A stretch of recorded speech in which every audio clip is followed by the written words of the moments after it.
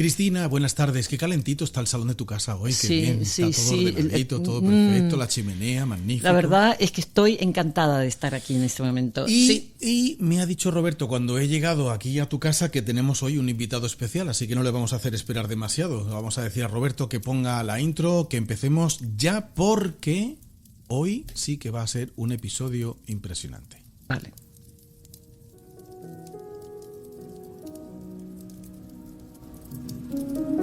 Imagina un mundo sin estrellas. Los científicos han presentado un cálculo de 70 sextillones de estrellas, un 7 seguido de 22 ceros, que podemos ver en nuestros cielos desde la Tierra. Imagina ahora este planeta sin música. Música deriva del griego mousike, el arte de la musa, ya que los griegos asociaban poesía, danza y música como un todo. El arte inspirado por las musas, y melos, canción, se derivó en melodía, melodrama, melómano. La música es el orden del universo, decía Aristógenes mientras acariciaba su lira. Y sin dejar de imaginar, piensa que no existieran los tomates. El tomate es una fruta de Centroamérica que sintetiza todos sus nutrientes gracias al sol, nuestra estrella. Hay un centenar de variedades. Está compuesto en un 90% por agua, que es la base de la vida en el planeta. Todos los nutrientes que aporta son fuentes de salud para nuestro organismo y es imprescindible en las mejores salsas. Astrología, Música y Tomate es un podcast enviado por los dioses desde los cielos para iluminar con palabras la sabrosa melodía de nuestras vidas. Con la astróloga Cristina Ler y el locutólogo José Antonio Nieto. Pues Cristina, yo no puedo esperar más porque quiero presentar rápidamente a José Millán, que es astrólogo a contracorriente, como dice en La Vanguardia su entrada como biografía. Nació en Baracaldo, en una familia nómada que le llevó a viajar incansablemente durante la mayor parte de su vida. En los 80 se licenció en física por la Universidad de Bilbao y años más tarde en telemática. Ha formado parte de la organización por la Universidad Libre de Bruselas y fue analista de sistemas en una entidad financiera del País Vasco desde el 82 hasta el 86. Eso le ha mantenido en contacto con la Comisión Europea de Bruselas, donde desempeñó diversas funciones hasta 2014. Astrólogo humanista y yo tengo delante a la directora del programa, que es astróloga arquetipal. No imagino un mejor episodio que el de hoy. Bienvenido, José Millán, gracias por acompañarnos en el episodio de hoy. Hola, buenas noches, ¿cómo estáis? Estamos muy bien, José, encantadísimos y contentísimos de que estés aquí con nosotros para hablar de estos temas tan importantes que están ocurriendo y por supuestísimo que quiero empezar más que nada por hablar de tu libro y por entender cuánto tiempo te ha llevado, cuándo fue que realmente decidiste hacer un libro, digamos, de todo esto que tú sabes. O sea, que cuéntanos un poquito, por favor. Bueno, yo no decidí nada, como suele suceder casi siempre, ¿no? Exacto. Es el hombre propone y Dios dispone. Exacto. A mí me contactó la editorial Planeta, me habían contactado otras antes, pero no había conseguido cuajar. Y me contactó Planeta y me hizo una propuesta y bueno, me pareció aceptable y empecé a trabajar sobre ello. Lo que sucede es que, bueno, realmente lo de empecé a trabajar es una manera de hablar, porque realmente mi libro resume toda una vida de experiencia, toda una vida de nómada no digital como los de ahora. Exacto. Que no viajan, simplemente cambian el culo de sitio. Sí. Es sino una buena que forma de he sido... definirlo, sí. Sí, yo era nómada de los de antes, ¿no? De los que hacían el camino prácticamente a pie o en en vagones de tercera de los trenes y cosas de estas. Y luego, pues eso, casi 28 años trabajando para una empresa que se dedica a la ingeniería social, económica, geoestratégica y bueno, y luego pues casi 50 años voy a cumplir este año, voy a cumplir 50 años contacto con digamos, esta locura organizada que es la astrología, ¿no? Exacto. Entonces, básicamente es esto. Y tardé, creo que un año en escribir, pero fue una recopilación de textos que ya había escrito y dar cuerpo, dar una especie de coherencia interna a muchos relatos o microrelatos que yo ya tenía escritos. Y de hecho me doy cuenta ahora que hace justamente un año, ¿no?, que se editó, que se publicó el libro, que realmente lo he seguido escribiendo, ¿no? Y puse en marcha un mecanismo de ir relatando la realidad que vivimos, que claro, queda plasmada en ese libro, pero yo he seguido, curiosamente, todos esos capítulos del libro los sigo actualizando.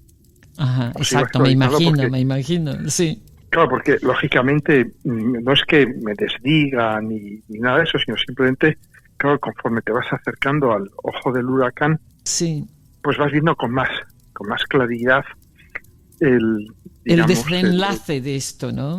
Sí, bueno, más que desenlace, yo diría que, porque lo que se están poniendo en marcha, lo que está sucediendo no son eventos concretos, ¿no? La gente, cuando hablamos de astrología, está muy acostumbrada, sí, está muy fijada en lo que es el evento concreto, exacto, ¿no? Exacto, sí. Pero el evento concreto realmente no es ni la punta del iceberg. El evento concreto es una manifestación, entre otras muchas, de... Me alegro que lo digas. Sí, absolutamente así. Sí, estoy de acuerdo contigo. Sí, de algo que es mucho más complejo, grande. Sí. Mucho más multidimensional, sí, mucho más oceánico. Exacto. Que ese evento concreto, ¿no? Entonces, bueno, pues en eso estamos. Y es curioso porque yo este título de Astrología para el Nuevo Orden fue un título que no me gustaba mucho, me lo sugirió Planeta. Yo tenía un título mucho más poético, que era un homenaje a García Márquez, que era El futuro no tiene quien lo escriba. Y okay. El Planeta me dijo, no, mejor este, porque claro, estaba muy de moda en aquel momento el tema del nuevo orden. Y yo por eso mismo odiaba la expresión del nuevo orden, simplemente pues porque estaba de moda. Sí. Pero bueno, hoy me estoy dando cuenta, ya a toro pasado, ¿no?, con un año vista, de que bueno, realmente sí, está surgiendo un nuevo orden. Lógicamente no es lo que comentábamos antes, que hay el viejo orden que surge tras la Segunda Guerra Mundial. Exacto. Pues se viene abajo, y que curiosamente hay un paralelo muy grande desde el punto de vista astrológico con las configuraciones que dan lugar a la Segunda Guerra Mundial y a la pre-Guerra Mundial, que fue la Guerra Civil Española, sí, con exacto, la pre-Guerra Mundial actual, que es la Guerra de Ucrania, y incluso hay un paralelo enorme a nivel de genocidios. Las antiguas víctimas, rusos y judíos, son los nuevos perpetradores. Hay una enorme, yo diría, simetría, que cuando ves a nivel astrológico te das cuenta de esa simetría. Se ve de una forma muy, muy obvia, muy palpable, ¿no? El pequeño gran trígono, Urano en las mismas posiciones, sí, Plutón en la posición opuesta, Neptuno en la posición opuesta exactamente a la que tenían en aquel momento. Es decir, es como si todo hubiera pivotado en torno a Urano, pasando de finales de Tauro a principios de Géminis. Sí, debemos recordar, ¿no?, que Urano en el año 41 entraba en Géminis, como va a entrar ahora, ¿no? Sí, un ciclo completo desde ese momento. Posiblemente también ese año era el momento donde estaban los americanos creando la bomba atómica, ¿no? Fue el comienzo. Sí. Fue en torno a esos años, y fue efectivamente esta entrada, este tránsito de los últimos grados de Urano por Tauro, primeros grados de Géminis, fue el momento pivotal, fue el momento en que los alemanes chocan con la resistencia feroz de los rusos en Stalingrado, y donde pierden, curiosamente, prácticamente la mitad de su ejército, que se dice pronto. Todo el ejército, gran parte de la Wehrmacht y de las SS estaban en el este. Y los alemanes capturan todo este cuerpo de ejército con Paulus al frente, y ahí ya realmente aquello supone un punto de inflexión, ¿no? Que es justo a finales del tránsito de Urano. Sí. El momento en que Urano entra en conjunción con Saturno al final del 41. Sí. Y después, poco después, pues tenemos el bombardeo de Pearl Harbor, que ya da entrada a los americanos en la guerra, y que también sucede en torno a este tránsito, ¿no? de Tauro a Géminis. Y ahí es cuando, el mismo año, exactamente, sí. Claro, a la guerra le quedan todavía 3 años, pero ya en ese momento la guerra ya está perdida. Ya los japoneses y alemanes de algún modo siguen combatiendo porque todavía tenían enormes recursos, pero ya saben, los generales alemanes saben perfectamente que la guerra está perdida. Por eso Rommel intenta de algún modo dar un golpe de estado interno, y por eso hay movimientos, digamos, dentro de los militares alemanes que se dan cuenta de que aquello ya está perdido, ¿no? Luego para 3 años. Sí, y realmente lo terrible de eso fue también que cuando los americanos largan esas bombas atómicas en Japón, la guerra ya había terminado realmente. Es decir, Alemania ya había capitulado, ya había dicho, vale. Sí, Alemania había capitulado, y claro, los americanos tenían mucha prisa por lanzarlas. Pero, claro, date cuenta también que estas bombas se dejen caer, es muy significativo, justo los días en que Marte y Urano están conjuntos en el grado 9 de Géminis, exactamente sobre el Urano de Estados Unidos. Y te das cuenta que además es Géminis, son 2 bombas. Sí, 2. No una, sino 2. Sí, 2. Exactamente, y es Urano y Marte, ¿no?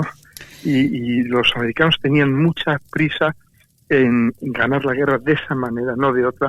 Claro, ponen como excusa que aquello salvó millones de vidas de combatientes americanos. Sí, exactamente. Y japoneses. Bueno, claro, esto es un brindis al sol, nunca lo sabremos, lógicamente. Nunca lo sabremos, pero bueno. Sí es cierto que de alguna manera esas 2 bombas han hecho de que no se vuelvan a usar, ni ninguno de los otros países que tiene estas bombas se animen a usarlas, porque ahora ya sabemos lo que pasa. Pero también lo curioso para mí de ese momento, que efectivamente estaba Urano con Marte y en cuadratura a Mercurio, que andaba por ahí en Virgo, pero también estaba prácticamente Quirón y Neptuno estaban en una conjunción en Libra, y Júpiter se venía aceleradísimo a hacer el aspecto ahí, estar juntos. Y como ahora quería mencionarte esto, sé que no trabajas mucho con Quirón, ¿no? O con Eris, pero ahora hay una conjunción Eris-Quirón en Aries, como hubo hace 50 años. Por tanto, muchos de vosotros que tenéis ahora, cumplís 50 años, no solo tenéis el retorno de Quirón en vuestra vida, sino que va acompañado, es decir, vuelve a ser este aspecto a Eris, ¿no? Hay como una repetición de estos 2. Y a mí personalmente, como en el trabajo que he hecho con Eris, para mí representa a nivel mundial el inmigrante, el no invitado, aquel que no quieren que venga y que cuando viene altera la normalidad de donde llega, todo este historia de no ser invitado, de ser ninguneado, de ser mirado como algo inferior, que para mí tiene que ver con esa voz de Eris, que se junte con Quirón, una vez más, para mí habla un poco, porque de lo que está pasando ahora en los Estados Unidos, ¿no? Y con esa necesidad de que de repente se ve la herida que hay respecto de lo que es la inmigración, la emigración, porque ahora sí que hay una diferencia. La inmigración que ocurría después, posguerra, mundiales, era diferente porque los países querían que venga esa gente. En cambio ahora no quieren que vengan. Hay una disposición diferente acerca de los inmigrantes. América abría las puertas en ese momento después de la Segunda Guerra Mundial y ahora las quiere cerrar y construir más fronteras, más paredes. Entonces me gustaría preguntarte esto, porque sabemos que se viene esta gran conjunción de Saturno y Neptuno al 0 grados de Aries, que en teoría podría decir que se caen paredes, ¿no? Sin embargo, estamos teniendo este personaje que para mí realmente representa ese Neptuno en Aries, en el fondo, que es que este personaje que va a salvar, este héroe que va a salvar un mundo que está hecho polvo, ¿no? Como habla el Trump acerca de América, etcétera, etcétera. ¿Cómo lo ves a esto? Bueno, lo veo al mismo tiempo, diría, muy simple y muy complejo, ¿no? Hay yo creo que es algo de lo que hablo bastante en mis vídeos. Hay yo diría, una estructura fractal en la realidad. Sí. Es decir, la historia presenta como infraestructuras comunes, como formas comunes, es como cuando ves desarrollar un fractal, ¿no? Estas figuras bellísimas de Mandelbrot y tal, y ves que la misma figura vuelve a aparecer y reaparecer, pero ligeramente diferente, como algo distorsionada, ¿no? Pero la misma información. Pero el mismo patrón, sí. El mismo patrón, exactamente, exacto, está ahí subyacente, ¿no? Sí. Entonces, y bueno, a nivel astrológico, pues lo que decíamos antes, ¿no? Este pequeño gran trígono que se forma ahora, que es una especie de imagen especular, pivotada en torno a Urano de aquellos años, ¿no? Sí. Y entonces yo lo comentaba, ¿no? Qué casualidad, ¿no? Como en un momento se hace el gran trígono, ¿no? Porque cuando entra en Cáncer Júpiter en julio, ahí hay un momento que hay un gran trígono. Efectivamente, ahí es lo que Barbol llamaba la canasta, ¿no? Que se forma efectivamente como un gran trígono y conteniendo a todos los transpersonales, ¿no? Sí. Pero vamos, yo comentaba que curioso, ¿no? Como la Segunda Guerra Mundial se forma en torno a un eje que se llamaba, de hecho, el eje con letras mayúsculas, ¿no? El eje Roma-Berlín, ¿no? Y como ahora se ha creado otro eje, curiosamente con un descendiente de alemanes, Trump, en Estados Unidos, y un descendiente de italianos, Milei, en Argentina, y tenemos el nuevo eje, el antiguo eje Roma-Berlín, ahora es el eje Buenos Aires-Washington, ¿no? Y como yo el otro día, son flashes, ¿no? Son destellos, ¿no? Que a veces uno ve cuando vi a Elon Musk hacer el saludo nazi por 2 veces. Sí, 2 veces con lo esa hizo. Cara, ese gesto, ¿no? Que está lleno de odio, lleno de un gesto absolutamente maligno. Y como este vídeo de él haciendo esto me recuerda de repente muchísimo a Goebbels, a los discursos de Goebbels, que era el ministro de propaganda de Hitler, ¿no? Y como los discursos estos famosos discursos de Hitler, con estas multitudes y tal, me resuenan tantísimo con los de Trump, ¿no? El hombre completamente llevado por su arquetipo. Tú que eres una astróloga arquetipal, imagino que disfrutas. Bueno, te iba a comentar, porque para mí, por ejemplo, como hablando de esta transición que estamos hablando, que sí que tienen que ver con el patriarcado, que se desvanece y da lugar a otro aspecto de lo femenino, de lo masculino, perdón, y a un nuevo hombre, me animaría yo a decir, y resulta que, a ver, esto Freud lo dijo hace más de 100 años, ¿no? Que de repente aparecen estos personajes a propósito corruptos y un poco malignos, porque entonces la gente que está desesperada mira para arriba y dice, bueno, este tío que en el fondo es como nosotros y que mira las locuras que hace, si las hace él, yo también las puedo hacer, ¿no? Es como darle un permiso a la gente y admirar este líder corrupto que los lleva a hacer el mal, y entonces es como exculparse de hacer cosas corruptas, ¿no? Es como, bueno, si estos lo hacen, que están en el poder y están ahí arriba, entonces quiere decir que nosotros también podemos, ¿no? Es como darles un permiso para que dejen salir su peor parte, y para mí es el peligro aquí. Sí, no, es que ahora se llama el malismo, ¿no? Sí. El soy malo y estoy orgulloso de mostrárselo al mundo. Pero esto es algo que vemos en la vida cotidiana, me comenta mi hija, que en su instituto, los jóvenes, el otro día les hicieron una pequeña clase de respeto hacia las mujeres para, digamos, evitar los abusos, los malos tratos y todo esto. O sea, algo muy, muy loable, ¿no? Y que muchos de los jóvenes, de los chicos, empezaban a decir, se lo merecen, hay que violarlas, hay que tal, porque mira, nos provocan, fíjate cómo van vestidas, todo este tipo de cosas que digo, pero de verdad, emerge esto, sí. Sí, pero digo, críos de 13 años con ese discurso, pero claro, en mi época tú haces eso y quedas expulsado, definitivamente, ¿no? Y ahora pues eso, empiezan a decir el caudillo, a saludar con el brazo en alto, y yo digo, no es posible que estemos viviendo esto, ¿no? Y sí, lo estamos viviendo. Hay claro, los role models, lo que tú decías, los role models, que son... Que están cambiando. Musk, Trump, Milley, exacto. Todo esto, ¿no? Milley diciendo, hay que acabar con todos los zurdos, hay que matarlos, hay que tal y cual, ¿no? El Milley dijo los otros días que todos los gays eran pedófilos. Claro, sí. ¿Tú te imaginas?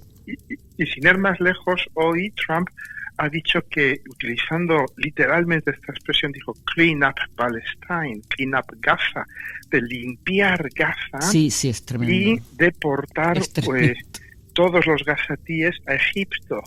Sí. O sea, que el presidente de un gobierno proponga ya el vaciado étnico después del genocidio, ya el vaciado étnico de lo que queda de un pueblo en un sitio, ¿no?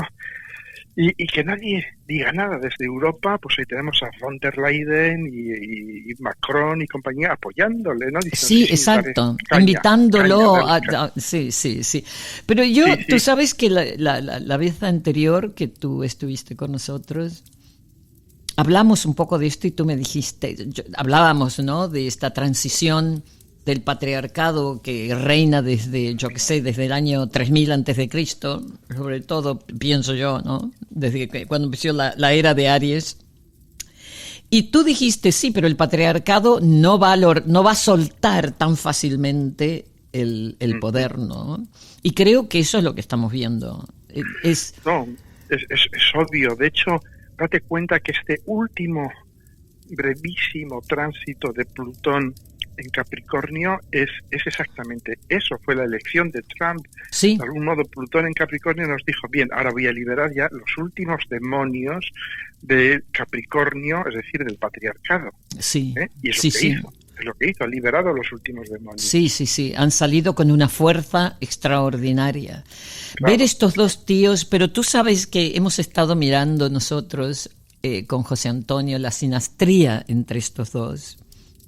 Y el Venus de Elon Musk da sobre el Sol Urano de Trump, ¿ok? Sí. Y el Sol de Elon Musk da sobre el Mercurio el Sol de Elon Musk sobre el Mercurio de Trump. Entonces, sí, y tiene Venus también, Venus, Saturno. Ahí en Cáncer exacto. Entonces tienen como, sí. obviamente tienen esta armonía entre ellos, que se gustarán por algunos puntos, pero después tienen los dos los Martes opuestos, ¿no? Sí. Porque Elon Musk lo tiene en Acuario y el otro en Leo. Sí, en Leo, sí. O sea que cuando no nos olvidemos que Trump nació en un eclipse, exacto. Sí, sí, Y correcto. ahora todos estos eclipses que se vienen a partir del final del 14 de marzo Sí. serán, excepto el de Sol, que es el último que ocurre en Aries Libra. Pero después todos los eclipses que vienen son en el ángulo Virgo-Piscis. Y sobre todo el de septiembre le da justo a Trump en su Sol Urano. O sea que no creo que la tenga tan fácil como parece que la está teniendo ahora. ¿O tú qué piensas de esto? Bueno, sí, estos eclipses se van a dar en cuadratura con su eje nodal, en cuadratura con su eclipse. Exacto. Con su eclipse natal, ¿no? Exacto. Pero bueno, yo no mataría tan rápido a Trump. No lo estoy matando, pero digo que se le complicará la cosa. Sí, no, es obvio, ¿no? Que se le va a complicar, porque, bueno, concretamente, pues vas a ver a Saturno en cuadratura con su eje Sol-Luna, Exacto. Sol-Urano-Luna, y ese Saturno lógicamente le va a ir probablemente le va a ir diciendo que todos estos decretos que ha publicado contra los gays, contra los contra todo el mundo, ¿no? Contra los latinos, contra todo el mundo, pues claro, muchos de ellos pues serán inconstitucionales, o se los echarán para atrás, o se darán cuenta de que son irrealizables. Y todo esto, claro, es la cuadratura de Saturno, ¿no? Saturno va a estar un año en cuadratura, muy cerca de la cuadratura, con su Sol y con su Luna y con su Urano, y le va a poner dificultades, ¿no? Pero no hay que olvidar también que este hombre, date cuenta que él ha vivido la cuadratura ya de Neptuno, cuando pasó en cuadratura con su eje Sol-Luna, que fue más o menos sobre el atentado famoso que la bala le pasó exactamente. Y todo esto. Y él de ahí ya ha sacado la conclusión en sus propias palabras, ¿no?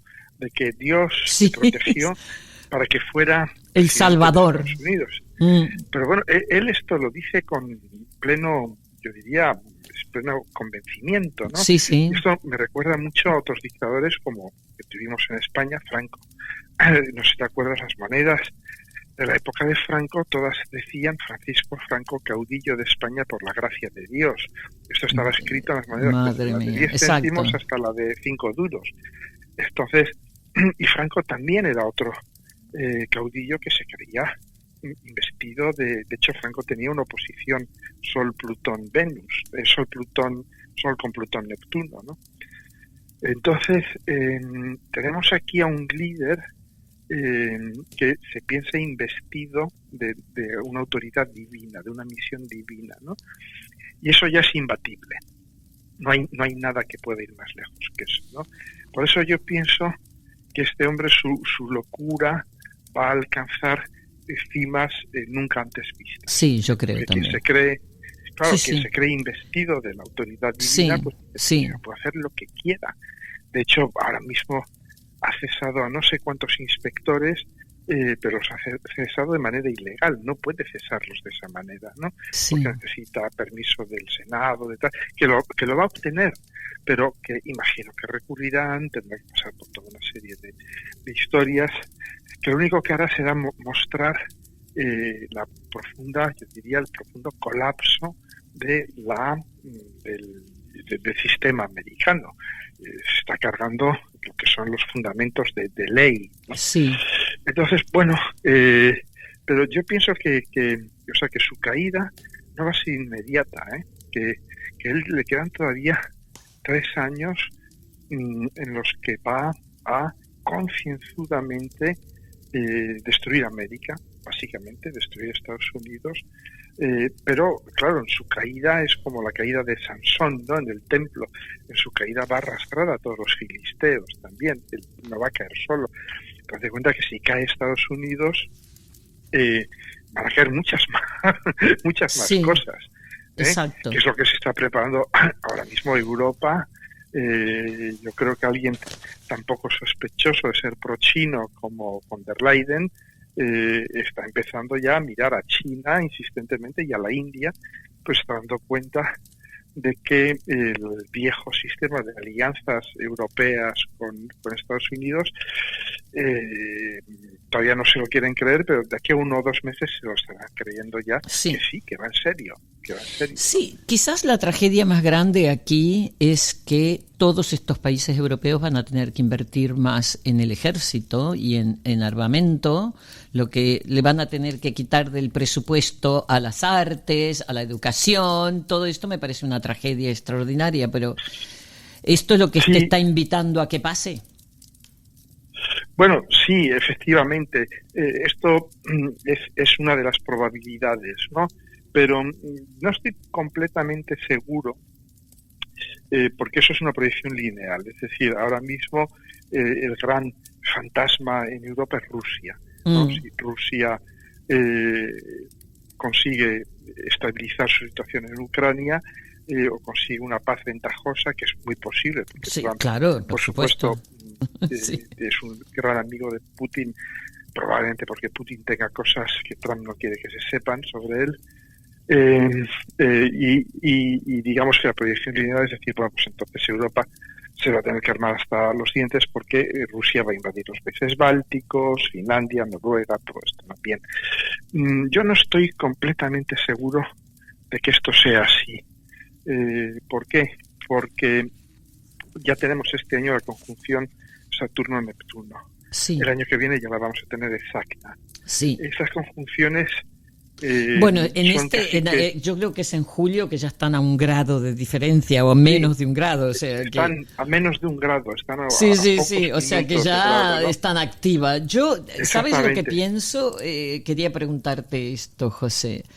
Es que todo esto que está pasando con él lo veo tan como esta conjunción ya, ¿no? Este surgir de este falso líder que va a salvar a un país que, o sea, él ha convencido a los americanos que América está hecha polvo, que no es verdad realmente, pero los ha convencido, entonces él tiene que venir.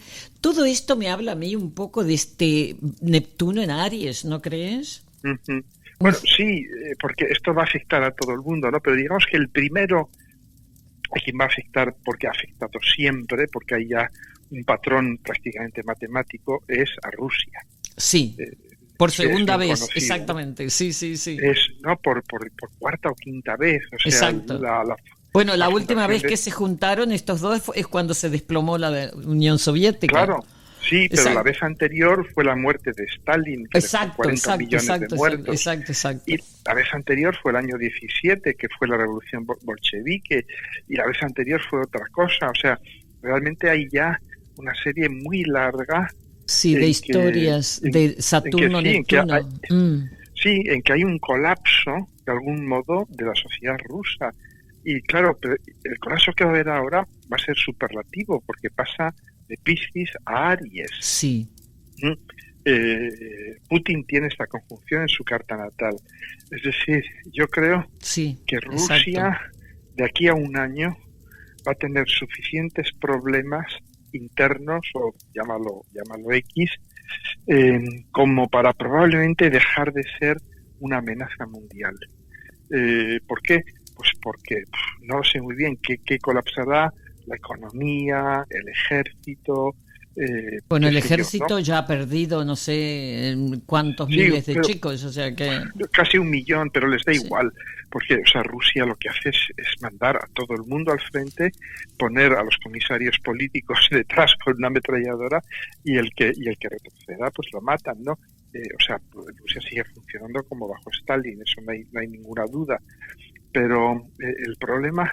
Yo creo que tiene muchas dimensiones, ¿no? Es el problema de económico, el problema demográfico, se están quedando sin jóvenes, por eso están mandando coreanos, porque están quedando sin efectivos, ¿no? Sí, coreanos del norte, sí. Coreanos del norte, ¿no? Entonces yo no estaría tan seguro de decir que de aquí a un año Rusia va a estar por eso tienen tanta prisa de negociar algo rápidamente, porque de aquí a un año a lo mejor no están en condiciones de mantener esa guerra durante mucho más tiempo, ¿no? Aparte de que lo que pasa en Rusia no lo sabemos, porque es un sistema absolutamente hermético, ¿no? Porque no tenemos ni idea de lo que está pasando. No, ni idea. ¿No? No. Yo tengo algunas noticias que me llegan por canales, digamos, extraoficiales, pero claro, que me dicen lo que me han dicho siempre, Rusia está muy mal a nivel de cómo está la población, está muy mal, eso lo sé de primera mano, ¿no? Pero le da igual, porque también Corea del Norte está muy mal.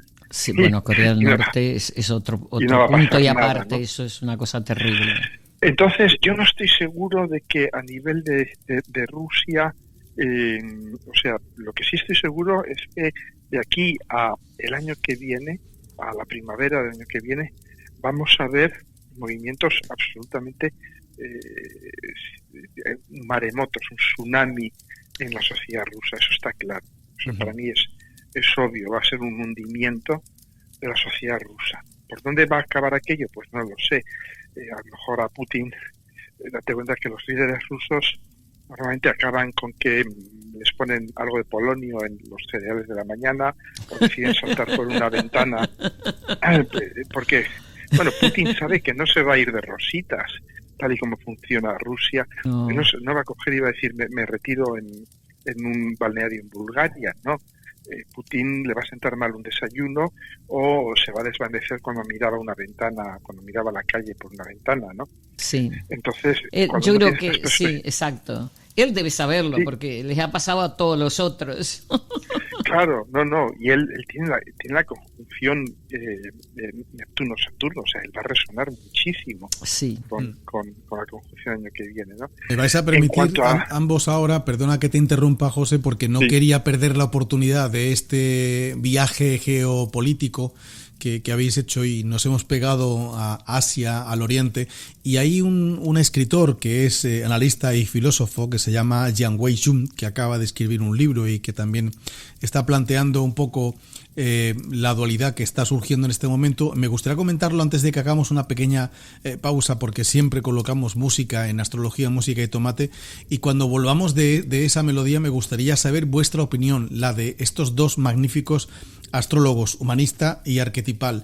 Dice Jiang Wei-shun que el poder ya no reside en el control de cuerpos o mentes, sino en la capacidad de modular los estados de conciencia de poblaciones enteras. Y sigue diciendo un artículo que presenta su libro: Trump, con su obsesiva repetición y constante desestabilización de todo marco de referencia y de toda verdad, y Musk, con sus visiones tecnoutópicas y sus promesas de transformación radical, representan las dos caras de una misma moneda: la capacidad de construir y sostener realidades alternativas que capturen y manipulen la conciencia colectiva. Y como decía un antiguo periodista muy admirado por este pequeño comunicador, no me contestéis ahora, me contestáis después de la canción.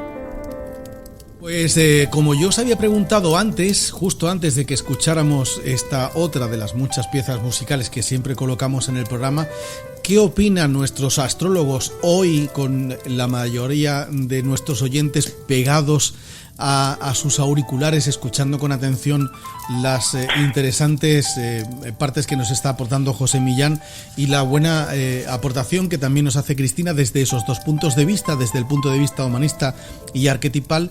Os planteaba a ambos esa situación que también plantea el analista y filósofo Jian Wei-shun desde Hong Kong. El poder ya no reside en el control de cuerpos o mentes, sino en la capacidad de modular los estados de conciencia de poblaciones enteras. José Millán, ¿es esto posible hoy, en pleno siglo XXI? Digamos que ese autor no dice nada nuevo. Ya la Iglesia Católica ya modulaba estados de conciencia. No tienes más que ver, ir a la Catedral de Santiago y ver el saumerio, la música de órgano, o en cualquier ermita románica, ¿no? Es realmente, son lugares que invitan, que incitan a la experiencia mística, es decir, a la alteración de la conciencia, ¿no? O sea que esto es muy viejo, por supuesto. O sea que Trump, la gente que le ha votado sabe que miente, sabe que sí, miente, claro que sabe saben, que exacto. Claro, no, sabe que lo que dicen es incoherente, es contradictorio, pero le votan, ¿por qué? Pues le votan porque hace de malo malísimo y les dice, mirad, yo desafío al sistema, yo me meo en el sistema y vosotros estáis chingados, estáis jodidos por el sistema y yo me meo en el sistema. Entonces dice, coño, este es nuestro tipo, vamos a votarle. Y él no se da cuenta que él efectivamente es antisistema, pero ¿a quién le está haciendo el juego Trump, Milei, toda esta gente? A gente que no son del sistema, que son el nuevo sistema, que son los señores tecnofeudales. Exacto. A Sam Altman, a Elon Musk, a Jeff Bezos. Él está haciendo, de hecho, date cuenta que él va a aprobar un paquete de $500 millones para la inteligencia artificial. El proyecto y ese Stargate. Dinero va a ir, claro, no, ese dinero va a ir al bolsillo de estas 3 personas. Exacto. Va a ir al bolsillo de estas 3 personas. Y bueno, pero después salió el Elon Musk y dijo que no tienen ese dinero, que es mentira. No, sí, no, lo que va a hacer es detraer ese dinero de los servicios sociales, de la sanidad, de las carreteras, de las infraestructuras, para dárselo a estos 3 señores que ni siquiera representan a Estados Unidos. Es decir, ellos son... si estoy entendiendo bien, José, lo que fue el botafumeiro será ahora la IA. Claro, bueno, es ya la IA, la gente... Tú te das cuenta que la IA está ya ahí introducida, es decir, tu feed de vídeos en YouTube o en TikTok es inteligencia artificial. Exactamente, los algoritmos, exacto. Y el algoritmo es inteligencia artificial. Entonces, ya estás en ese... ¿Por qué tú te enganchas con TikTok y te quedas horas y horas y horas y de repente dices, hostias, si se me ha hecho tarde para ir a tal sitio, ¿y qué he hecho? El idiota, he estado viendo feeds de scrolling, sí. Claro, ¿por qué? Porque es adictivo. ¿Y por qué es adictivo? Porque él sabe lo que a ti te gusta. Él sabe lo que a ti te gusta, ¿no? Si te gusta ver vídeos de gatitos, pues te va a presentar uno tras otro vídeos de gatitos. Sí. Pues tú sabes que Yuval Harari... Sí. Él ha dicho varias veces que el algoritmo sabía antes que él mismo que era gay. Sí. ¿No? Porque él decía, si yo me paro a mirar una publicidad donde hay chicos semidesnudos corriendo por la playa y cuando veo una publicidad con chicas lo paso rápido, entonces el algoritmo ya sabe que yo prefiero el de los chicos. Obvio. Yo muchas veces me he maravillado de que el algoritmo no solamente sepa cómo soy y qué es lo que quiero, sino que es todavía más peligroso, sabe lo que voy a querer en el futuro. Sabe lo que voy a querer y me lo propone ya. Y yo muchas veces lo digo, coño, esto estaba a punto de pensar en esto. Y el algoritmo me lo está proponiendo ya. Es decir, el algoritmo ha ido más rápido que yo. Bueno, es que ya va mucho más rápido todo esto. Es como... a ver, yo le quiero buscar un poco el lado positivo a todo esto, ¿no? Para no ser... Hay una cosa que para mí es increíble. Estas máquinas ya sabemos que funcionan, saben más que nosotros y en un año van a saber muchísimo más que nosotros y encima van a una velocidad extraordinaria para hacer conexiones que el cerebro de un simple ser humano no puede hacer ni en broma, ¿no? Entonces ya eso ya está, no es algo que se viene, ¿eh? Es decir, yo trabajo con el chat GPT todo el tiempo, me traduce todo, me busca las frases que busco, le puedo decir, por favor, búscame una frase de tal libro y me da exactamente la que yo estaba buscando. Es decir, que hace todas estas cosas maravillosas y es una herramienta que mejora nuestro trabajo y que está ahí 24 horas al día, 7 días a la semana, no se cansa, no se aburre, no le tengo que pagar si pago un poquito al mes para tenerlo, pero me refiero que si lo usamos positivamente es una ayuda magnífica de trabajo. Pero también quería comentar contigo algo sobre esto, ¿no? Porque los 2 días estaba hablando el Jeff Bezos y dijo algo increíble, que es verdad. Él contaba que Amazon perdió dinero durante 11 años, pero que él tenía la suerte de vivir en un país, primero, de habla inglesa, que es el idioma que habla todo el mundo y quiere hablar todo el mundo. Y segundo, de que los inversores en Estados Unidos, porque tienen ese espíritu, y esta es una cosa de la mentalidad americana, de el apoyar a los emprendedores. Y él siempre, aunque perdía dinero, siempre tenía gente que seguía invirtiendo en Amazon porque creían en su idea. Esto es una cosa muy seria. Esto es algo que no pasa en muchos países. Y a veces nos olvidamos de que muchísimos de estos chicos funcionan con dineros de inversores. Y, obviamente, de gente rica y van a beneficiar a más gente rica, pero también de rebote nos beneficiamos nosotros de que ellos creen esta increíble tecnología de la que efectivamente nos podemos beneficiar todos, ¿no? Entonces, pero sí que Estados Unidos tiene ese punto de ariano en el fondo de creer en que si se te ocurre una idea diferente a lo mejor puede tener un éxito tremendo. Y eso hace que estos chicos que son los que van a decidir sobre nuestro futuro o están decidiendo, son todos de por allí, de Silicon Valley. Bueno, yo diría cada vez menos. Yo ya no considero que Jeff Bezos sea un empresario americano, quizás nació en América, ¿no? Sí. Ni Sam Altman, ni Elon Musk. Elon Musk ni siquiera es americano. No, exacto. Elon Musk, se ha basado en el dinero de papá, que es una mina de esmeraldas, probablemente trabajaba con mano de obra esclava. Seguro. De Bezos, no me termino de creer toda esta historia de me han financiado durante 11 años. Me cuesta creer que los inversores han financiado pérdidas durante 11 años. Yo he estado en el otro lado, yo he estado en el lado de los inversores que invierten en cosas. Sí. Me cuesta mucho creer eso. Me parece una historia fabricada, ¿no? Como hay muchas otras, ¿no? Pero quizás pero esto lo dijo él, ¿eh? O sea que no sé si... pero bueno, él puede perfectamente estar mintiendo también, ¿eh? Seguro. Entonces, estos ya no son americanos, estos son señores feudales a nivel global. Sí, totalmente. Esto es lo que de hecho, Bill Gates, el origen de su fortuna no es que fuera un tipo listísimo, un programador tal. Él ha escrito muy pocas líneas de código. Bill Gates, él se dio cuenta, su primer sistema, el MS2, se lo compró por una cantidad absolutamente absurda de creo que $50,000 o algo así a un programador. Windows se lo compró también a otro. No escribió él, no lo hizo él. Él lo que hizo muy bien fue hacer un outsourcing de decenas de miles de millones de dólares a la India, para que en la India es donde le han hecho ya todas las versiones de Windows, etcétera, etcétera, por prácticamente nada. Él compraba a precios del tercer mundo y vendía a precios del primer mundo. Sí, exacto. Ahí es lo que han hecho todos, sí. Es lo que han hecho todos, pero especialmente Bill Gates, ¿no? Y luego pasará la historia como un benefactor de la humanidad y tal y cual, porque bueno, creo que está invirtiendo el 1% de su fortuna en charities y cosas. Sí, exactamente. Muy bien, ¿no?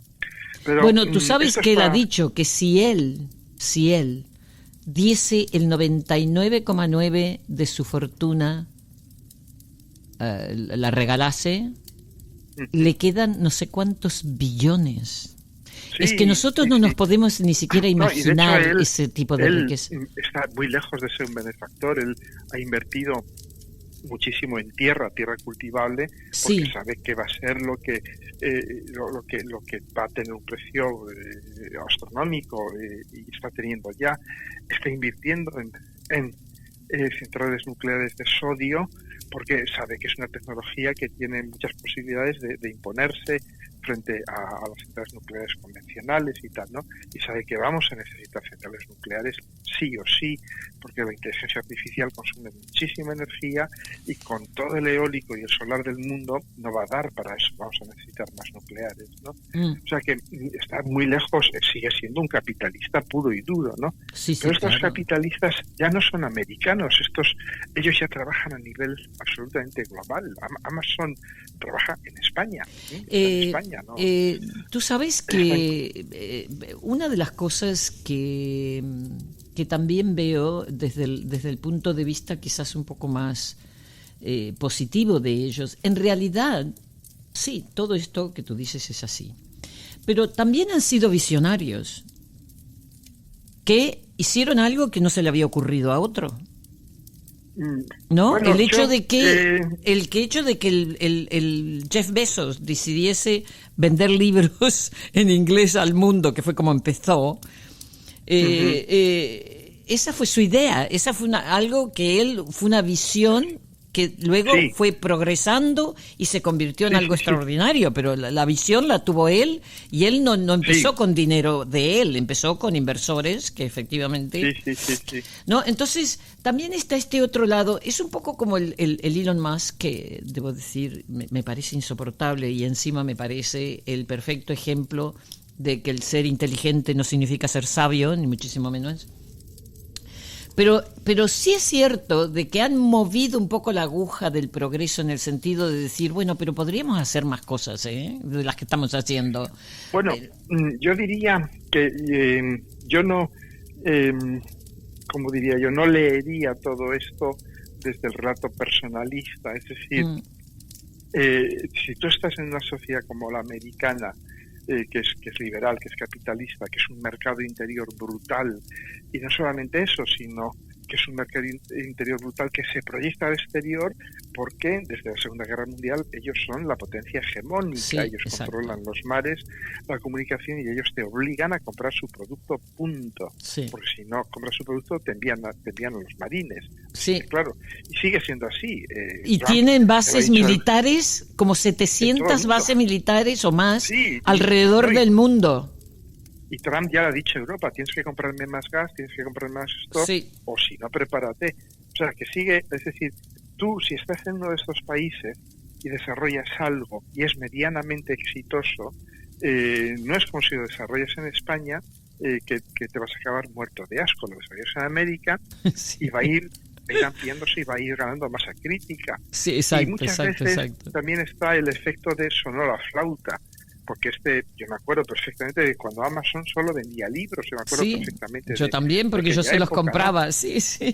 Claro, pero realmente fue una genialidad de Jeff Bezos diciendo, he tenido una visión, Dios se me apareció en sueños y me ha dicho, vas a vender también ordenadores y tal y cual. No, aquello fue algo que fue de alguna manera expandiéndose de forma natural, ¿no? Un buen día le dije, oye, ¿y por qué no vendes tal? Pues bueno, pues tal.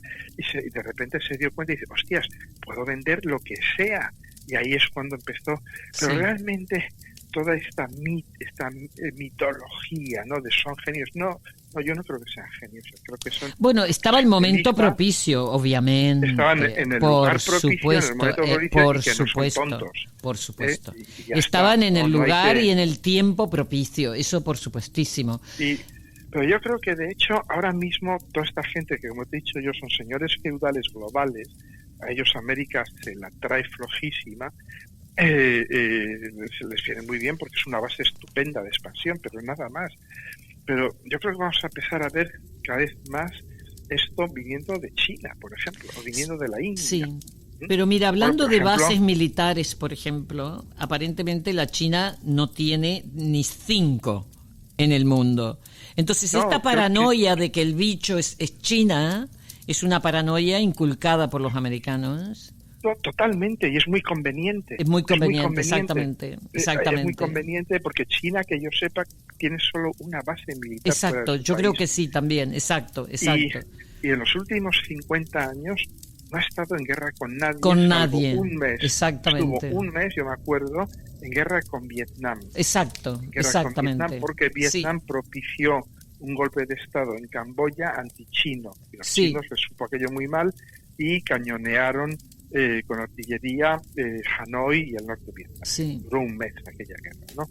Bien. ¿Cómo te diría yo? Pero China, date cuenta que históricamente no ha sido un estado expansionista, ha sido un estado, digamos, de consolidación de culturas. Pero ahora mismo ahí tienes que China, es algo del que hablé también en uno de mis vídeos, cómo está devolviendo, como esto es karma de algún modo, lo que le hicieron con las guerras del opio, justamente con el anterior tránsito de Neptuno por Piscis, que fue la Segunda Guerra del Opio, que fue cuando China se hunde como potencia comercial porque los ingleses le obligan a comprar opio y aquello, claro, acaba con la sociedad china. La gente se engancha al opio y aquello acaba con la sociedad china, ¿no?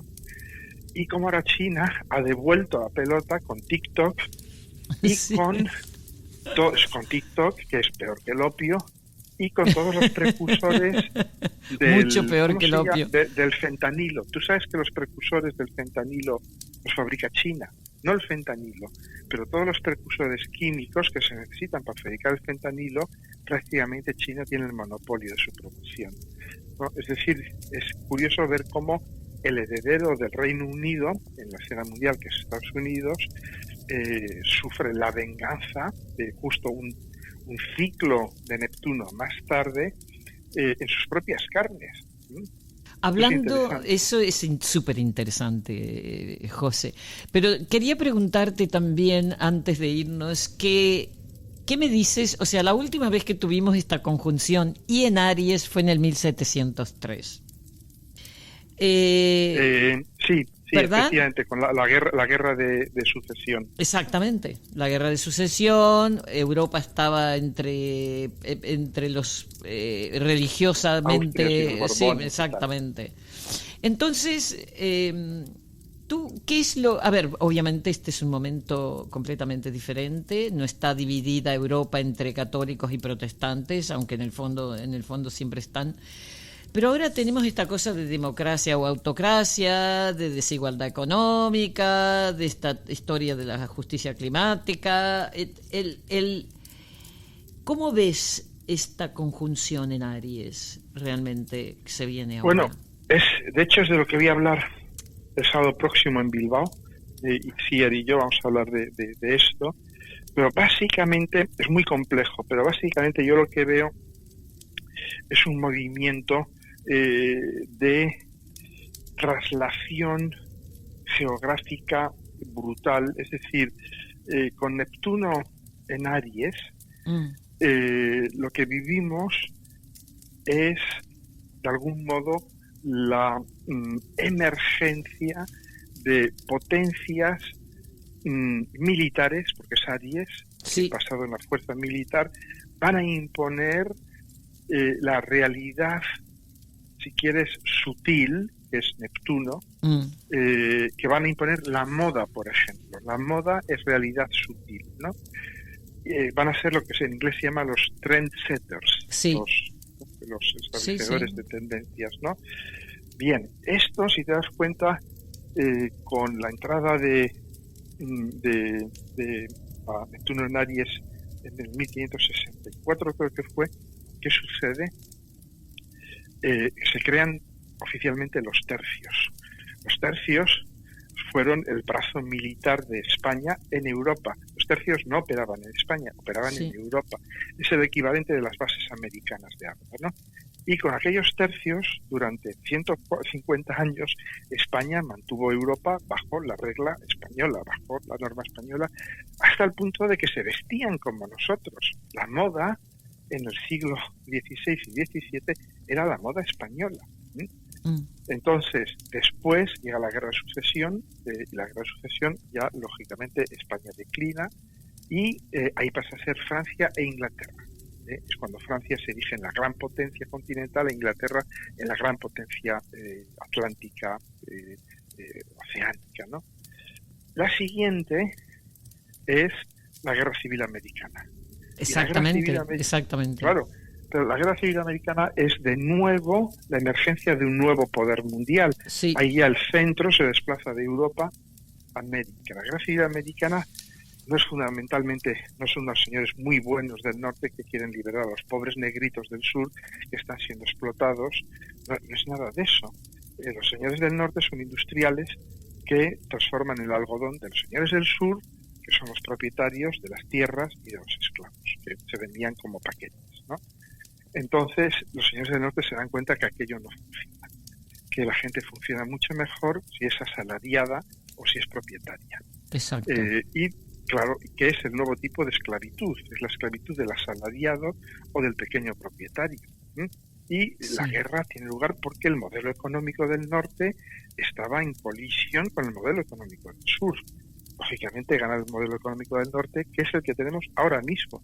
Estados Unidos impone un modelo económico al resto del mundo. Sí, pero en todos, fíjate que dentro también ocurre en toda la sociedad, porque yo lo veo, este interés en enviar los hijos, por ejemplo, a estas universidades donde para que aprendan todas estas cosas de hoy, ¿no? Como es la tecnología, la administración de empresas, todo para que terminen de esclavos de grandes multinacionales. Claro.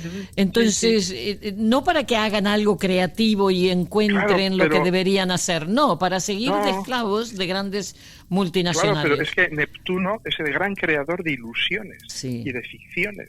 Absolutamente. Pero ahí en esto es que yo veo que para mí, en el fondo ya ha entrado en Aries, porque para mí el efecto Trump es esto. Es decir, haber convertido en héroe a este personaje dudoso, a este personaje corrupto, es un delincuente, y de repente convertido en héroe que les viene a salvar. A ver, yo no sé, esto lo veo como yo creo que Trump es una especie del epítome de todo un ciclo histórico, ¿no? Tratar de entender el ciclo que vivimos a través de la carta de Trump es como tratar de entender el ciclo que se inicia en la Segunda Guerra Mundial con la carta de Hitler. Sí, exacto. Que sí, te puede dar, te puede iluminar, pero es mucho más que todo eso, ¿no?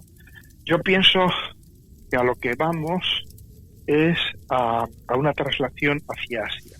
Es decir, eso ya está ocurriendo, sin duda. Sí, pero yo creo que con esto, de alguna manera, ya se va a ir oficializando. Es decir, el centro ya dejará de ser Estados Unidos, que se hundirá en la miseria, igual que se hundió Europa a partir de la emergencia de Estados Unidos. Cuando Estados Unidos emerge, es el hundimiento de Europa como, digamos, como potencia dominante a nivel mundial, ¿no?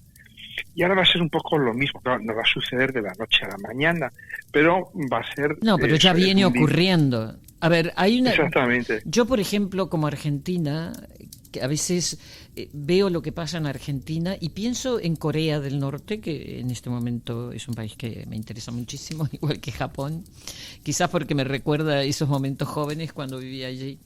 Pero es que el cambio que ha hecho Corea del Sur, obviamente ayudado por los Estados Unidos, pero mira lo que ha pasado en un país que estuvo realmente de rodillas, porque los coreanos sí que fueron esclavos de los manchurianos, de los chinos, de los japoneses, luego entró en guerra entre ellos, estaba hecha polvo Corea del Sur, y mira lo que ha ocurrido, ¿no? Entonces... ahora es una potencia impresionante. Sí, pero fíjate cómo está Corea ahora mismo, ¿eh? ¿De cuál te refieres? ¿La del norte o Corea del Sur? Corea del Norte ya sabemos, ¿no? Su cementerio. Pero Corea del Sur no tienen hijos. Están como locos. No, y Japón tampoco. No. Claro. No. Pero precisamente... Y cuando hablan con los jóvenes lo dicen, los he escuchado, dice, he visto a mis padres pasar por tal calvario para tratar de educarnos, para tratar de vivir y de mantenernos y pelearse, sacrificios imposibles, dice, no queremos hacer eso, no lo quieren hacer. Y en Corea, sobre todo Corea del Sur, que tiene esta locura de lo que es una buena educación y que sacrifican todo para poder enviar esos hijos a buenos colegios y ponen esa presión en los hijos para que estudien mucho para terminar, como digo, de esclavos de las multinacionales. Terminar de esclavos y los hijos ahora que dicen, no, mira, yo no quiero esto, exacto, y no puedo comprarme una casa, no puedo tal exacto, cual, pues me quedo en casa tranquilamente, trabajo o vivo de los subsidios del gobierno, y yo lo entiendo perfectamente. Sí, totalmente. Yo pienso que se han dado cuenta de la inmensa trampa que el sistema les ha tendido, ¿no? Por Entonces, eso yo pienso digo que a mí me da un poco de esperanza esto, porque pienso que esta nueva generación que está emergiendo, que son un poco anticapitalismo, que quieren vivir con menos, quieren tener una casa más pequeña, no quieren tener un coche tan grande, también están estos, y son muchos también. Sí, no, bueno, es que no quieren ya ni tener coche. Exactamente. Prefieren vivir más alejados del mundanal ruido y prefieren tener una vida mucho más simple y poder hacer lo que les gusta en vez de estar de esclavos de otros. Entonces, yo creo que este es un movimiento muy grande que está emergiendo porque hay muchos jóvenes que piensan así. Yo como tengo una hija de 30 años... Entonces, que también piensa así, ¿no? Esta mentalidad claro. Anti-éxito, grandes éxitos, grandes logros y vivir una vida mucho más simple. Se han dado cuenta que es todo mentira, que les hemos vendido la burra. Exactamente. Les hemos vendido la burra totalmente. Exactamente. ¿No? Entonces, bueno, sí. Y yo pienso que vamos a ir también un poco hacia... yo diría cada vez más el modelo chino, sí. Es el modelo de decir no necesito ocupar países, no necesito hacer guerras, incluso los chinos han sido, a mí me parece, de una enorme creatividad, porque date cuenta que todo el tema de Tiananmen y tal y cual coincide con la conjunción Saturno, Saturno, Neptuno, Urano de los años 90. Y ellos allí, ¿qué hicieron? Se dieron cuenta que el comunismo ya no funciona. Pero dijeron, pero no queremos dejar de tener el poder como partido comunista. Y dijeron, bueno, vamos a conservar el partido comunista como partido único, con todos los resortes del poder, pero nos damos cuenta que la economía planificada no funciona, vamos a dejar que vayan creciendo grandes empresas, pero siempre con una enorme tutela del Estado. Cuidado, está claro que una enorme tutela del Estado, ¿no? Pero está avanzando muchísimo la China. Los colegios, que está avanzando mucho China, y los colegios que hacen súper adaptados a la inteligencia artificial y todo esto, yo no sé, pero creo que están saliendo chicos súper bien entrenados y educados de la China. Encima la China durante muchos años ha enviado a sus hijos a estudiar a América y a Francia y a Inglaterra, y ellos vuelven con toda la educación que sacan del occidente, más la de ellos. Sí. Entonces, ahí nos sobrepasan a todos los occidentales, porque los occidentales no hacemos eso. Bueno, yo, francamente, soy un descreído del avance tecnológico, quizás porque haya trabajado en él, haya vivido de él, ¿no? Yo pienso que yo estoy mucho más feliz yo que he vivido en Estados Unidos, he vivido en América, he vivido en el norte de Europa y tal. Yo pienso francamente que es mucho mejor no tener demasiado desarrollo tecnológico, no tener demasiado desarrollo económico, incluso ser una sociedad caótica, una sociedad que funciona mal, como España, como Portugal y tal, y vivir felizmente dentro del caos y de la ineficiencia. Sí. Pienso que yo me siento mucho más a gusto. Y mucha gente joven piensa como tú. Yo conozco muchísimos, desde luego, muchísimas personas jóvenes que están en ese tipo de mentalidad de vivir más tranquilos, con menos, más en contacto con la naturaleza, y hay mucha gente así también, y a mí esa gente me da mucha esperanza. Sí, yo creo que, de hecho, todos estos gurús y influencers y tal ya dan por hecha la muerte de Europa. Y todo esto yo digo, no lo veo tan claro, yo veo que sí.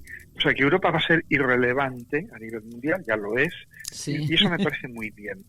Eso me parece muy bien porque ¿para qué queremos ser relevantes? ¿Para qué quiere España influir en Colombia o en Venezuela? O sea, no les podemos dejar tranquilos. Vamos a ocuparnos de lo nuestro. ¿Por qué no nos ocupamos de lo nuestro antes de ocuparnos de lo de los demás, ¿no? Entonces, me parece estupendo incluso que el PIB baje. Que baje el PIB, por supuesto, que siga bajando y tal, ¿no? Pero que esté mejor repartido, por ejemplo, ¿no? Que lo disfrutemos mejor.